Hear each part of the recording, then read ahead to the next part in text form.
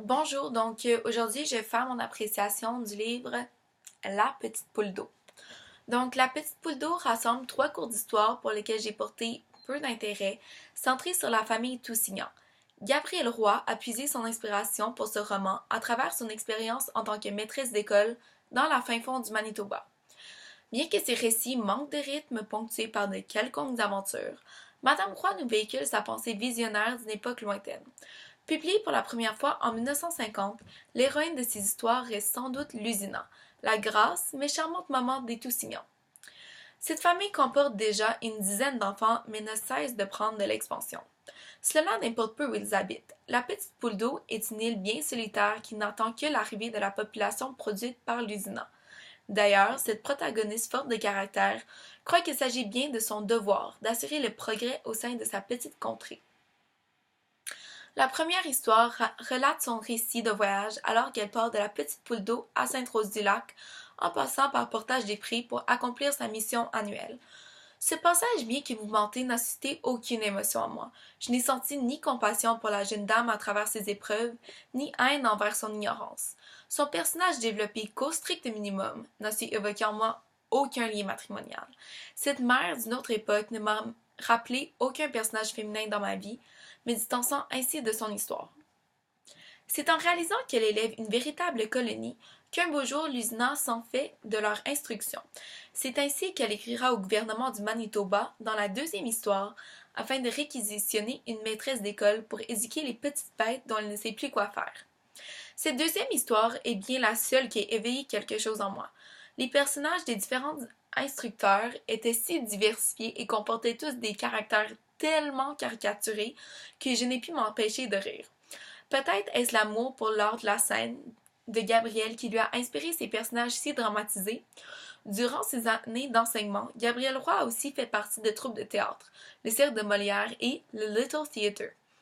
Puis est partie étudier l'art dramatique en Europe avant de découvrir sa véritable vocation, l'écriture.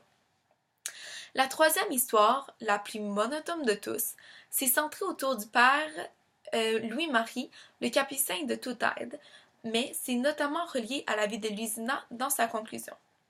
Cette histoire ne complémente en aucune sorte les deux autres. Elle relate longuement, avec beaucoup de détails inutiles, la vie d'un père avare de cœur qui désire aider son bon Dieu sans trop savoir comment. La description interminable du quotidien de ce père, de sa quête de justice et sa volonté d'aider sa communauté n'attire pas l'attention.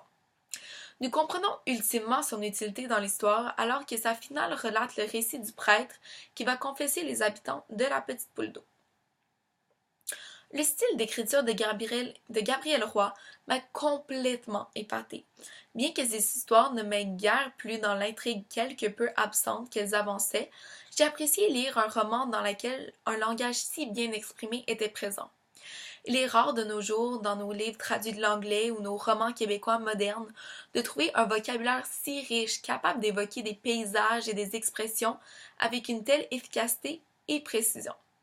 Les phrases de ce roman coulaient telle l'eau d'une rivière fraîche une journée d'été. Les phrases s'emboîtaient harmonieusement les unes dans les autres et se complémentaient à merveille. La syntaxe simple aide à la compréhension du roman, mais l'emplacement de chaque mot choisi avec autant de souci l'embellit. Ce roman aborde des thèmes de la solidarité et la quête de monde idéal en plus des rôles distincts dans une famille de 1950. Gabrielle Roy exprime avec exactitude le thème de la solitude. La famille des Toussignans habite un coin perdu du monde.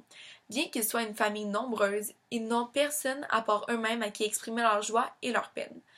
Madame Roy peint un portrait inégalé de la solitude à travers le personnage de Lusina. Celle-ci se garde occupée avec ses enfants, mais rêve à une interaction humaine plus profonde. C'est aussi à travers ce personnage que Gabrielle réussit à démontrer, en quelque sorte, la quête d'un monde idéal. Madame Toussignan souhaite que ses enfants soient éduqués, peu importe où ils habitent. En avance sur son temps, elle prône l'éducation mondiale, juste, afin que tous puissent avoir des connaissances. Finalement, les rôles très stéréotypés de la femme et de l'homme de l'époque sont démontrés à travers la mère et le papa Toussignan. La maman voit son devoir en tant que rôle de mère, nourrir, organiser et s'occuper de sa maisonnée.